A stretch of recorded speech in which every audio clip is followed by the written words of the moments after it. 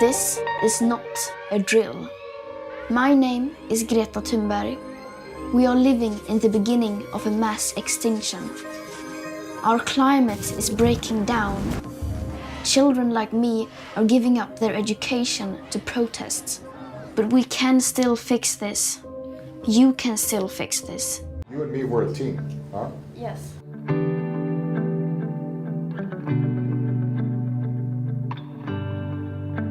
This award is for all those millions of people, young people around the world, who together make up the movement called Fridays for Future. We're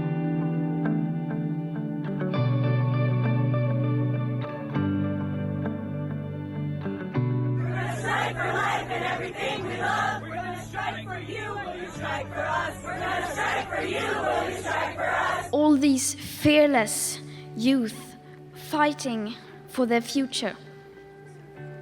A future they should be able to take for granted. But as it looks now, they cannot. With our business as usual, we are currently on track for a world that could displace billions of people from their homes. And yet, the link between the climate and ecological emergency and mass migration, famine, violations of human rights, and war is still not clear to many people. Activism works.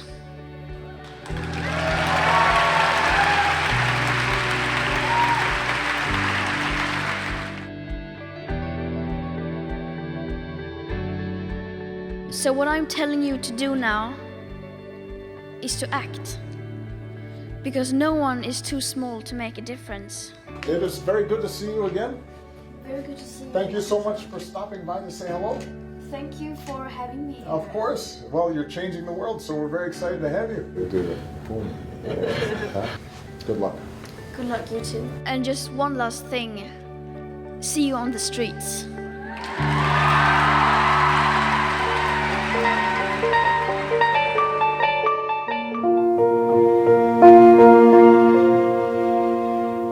My name is Greta Thunberg. I am a 16-year-old climate activist from Sweden. I am grateful for being with you here in the USA, a nation that to many is the country of dreams. I also have a dream. If governments, political parties and corporations grasp the urgency climate and ecological crisis come together despite their differences as you would in an emergency and take the measures required to safeguard the conditions for a dignified life for everyone on Earth. Because then we millions of school-starting youth could go back to school. I have a dream that the people in power, as well as the media, start treating this crisis like the existential emergency it is. So then I could go home to my sister Beata and my dogs, because I miss them. In fact, I have many dreams. This is the year 2019. This is not the time and place for dreams. This is the time to wake up. This is the moment in history we need to be wide awake. And yes, we need dreams. We cannot live without dreams. There's a time and place for everything. And dreams cannot stand in the way of doing it like it is. Especially not now. And yet, wherever I go, I seem to be surrounded by fairy tales. Business leaders, elected officials, all across the political spectrum, spending their time making up and telling bedtime stories that soothe us, that make us go back to sleep. These are feel-good stories about how we are going to fix everything, how wonderful everything's going to be when we have solved everything. But the problem we are facing is not that we lack the ability to dream or to imagine a better world. The problem now is that we need to wake up. It is time to face the reality with facts, with science. This is above all an emergency, and not just any emergency. This is the biggest crisis humanity has ever faced. Stop pretending that you, your business idea, your political party or plan will solve everything. We must realize that we don't have all the solutions yet. Far from it. Unless those solutions mean that we simply stop doing so. Some of you may have heard that we have 12 years as from January 1st, 2018 to cut our emissions of carbon dioxide in half. But I guess that hardly any of you have heard that a super 50% chance of staying below the 1.5 degrees Celsius global temperature rise above pre-industrial levels. 50% chance. And these current best available scientific calculations do not include non-linear tipping points, as well as most unforeseen factors, like the extremely powerful methane gas escaping from rapidly thawing Arctic permafrost, or already locked-in warming hidden by toxic air pollution, or the aspect of equity, climate justice. So, a 50% chance, a statistical flip of a coin, will most definitely not be enough. That would be impossible to morally defend. Would any one of you step onto a plane if you knew it had more than a 50% chance of crashing? More to the point, would you put your children on that flight? So where do we begin? Well, I would suggest that we start looking at chapter 2 on page 108 in the SR 1.5 IP system report that came out last year. Right there, it says that if we are to have a 67% chance of limiting the global temperature rise to below 1.5 degrees Celsius, we had, on January 1st, 2018, about 420 gigatons of CO2 left to breathe that carbon dioxide.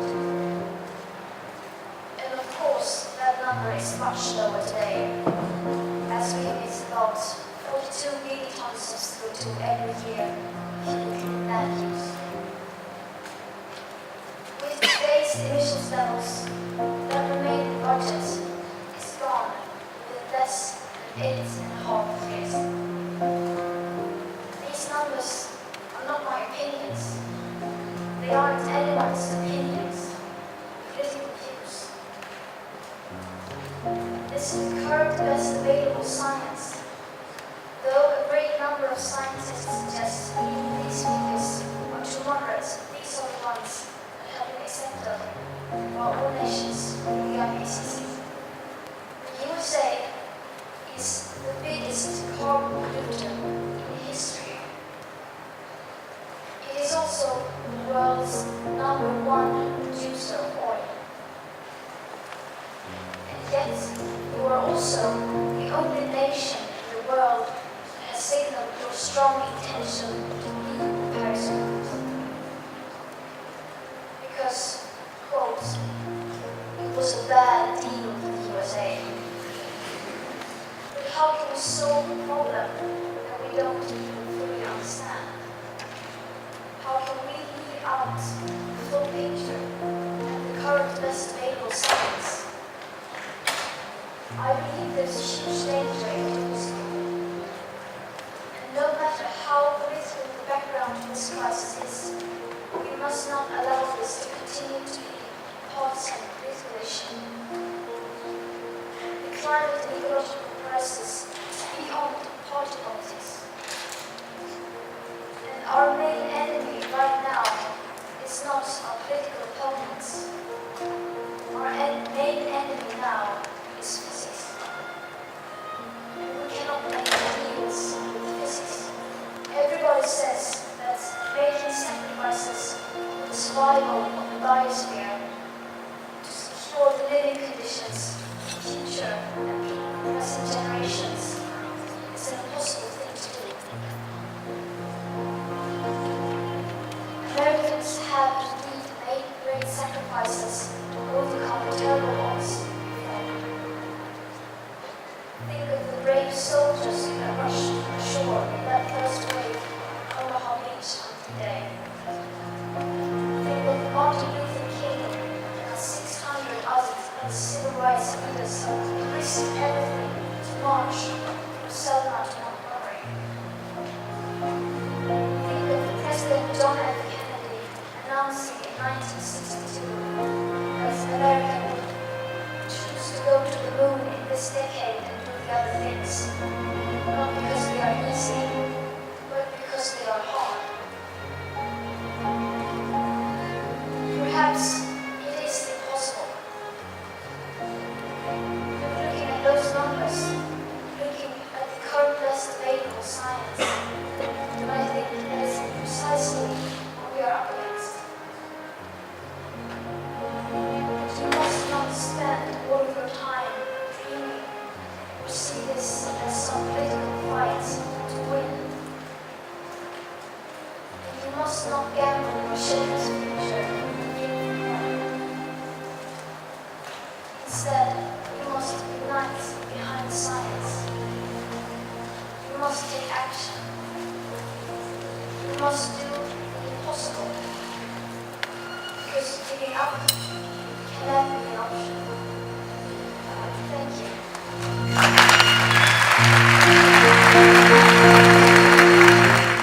I have not come to offer any prepared remarks at this hearing. I am instead attaching my testimony.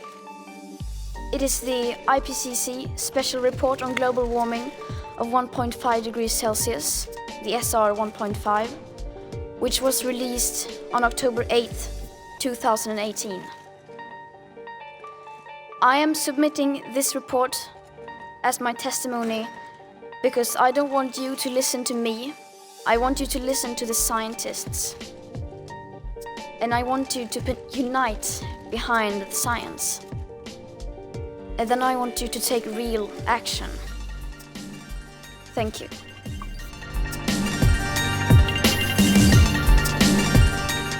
We demand a safe future. Is that really too much to ask?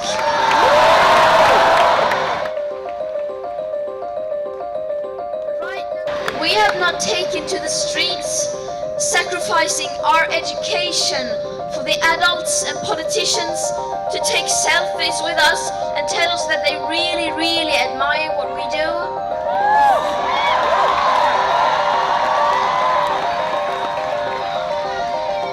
We are doing this to wake the leaders up. We are doing this to get them to act. We deserve a safe future. Where I come from, things are very different than here. But when it comes to the climate and ecological emergency and the people in power, it is pretty much the same. In fact, everywhere I have been, the situation is more or less the same. The people in power, their beautiful words are the same. The number of politicians and celebrities who wants to take selfies with us are the same. The empty promises are the same. The lies are the same. And the inaction is the same.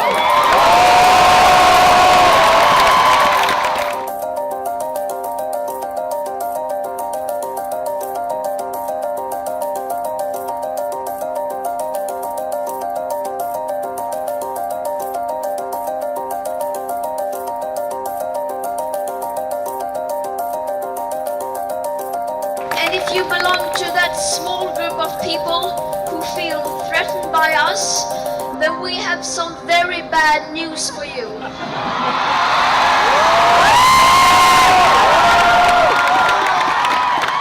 Because this is only the beginning.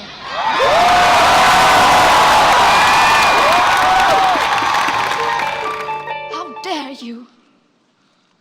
You have stolen my dreams and my childhood with your empty words. My message is that we'll be watching you.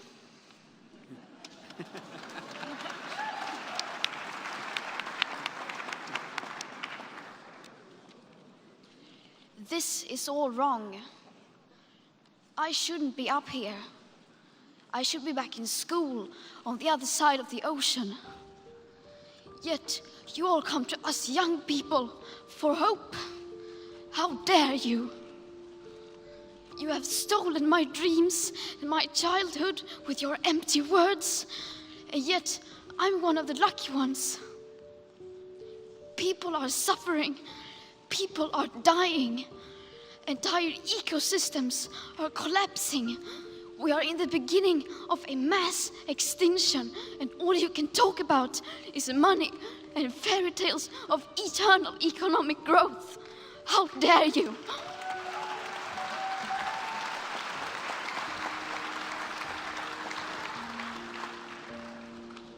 For more than 30 years, the science has been crystal clear.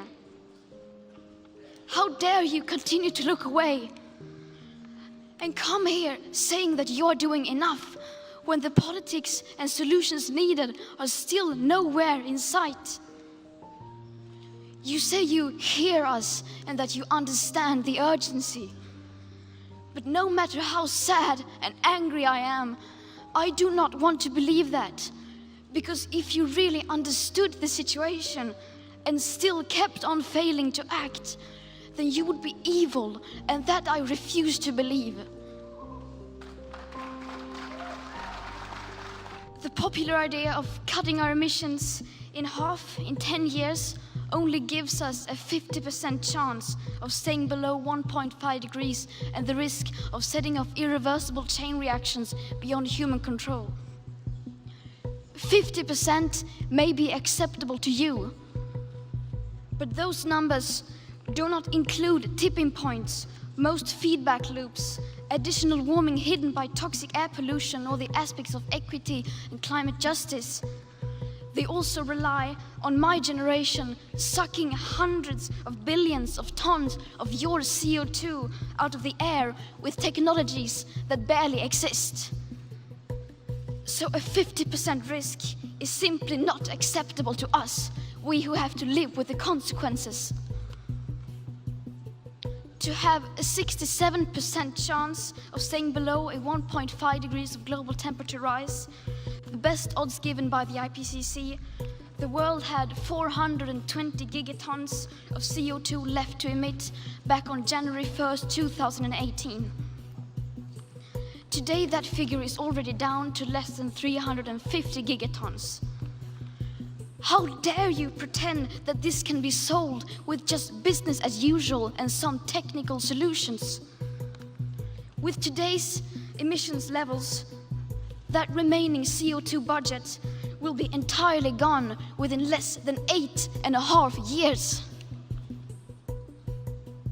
There will not be any solutions or plans presented in line with these figures here today, because these numbers are too uncomfortable and you are still not mature enough to tell it like it is. You are failing us, but the young people are starting to understand your betrayal. The eyes of all future generations are upon you. And if you choose to fail us, I say we will never forgive you.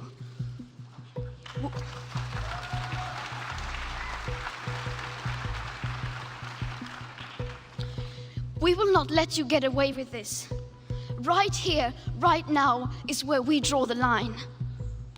The world is waking up, and change is coming whether you like it or not.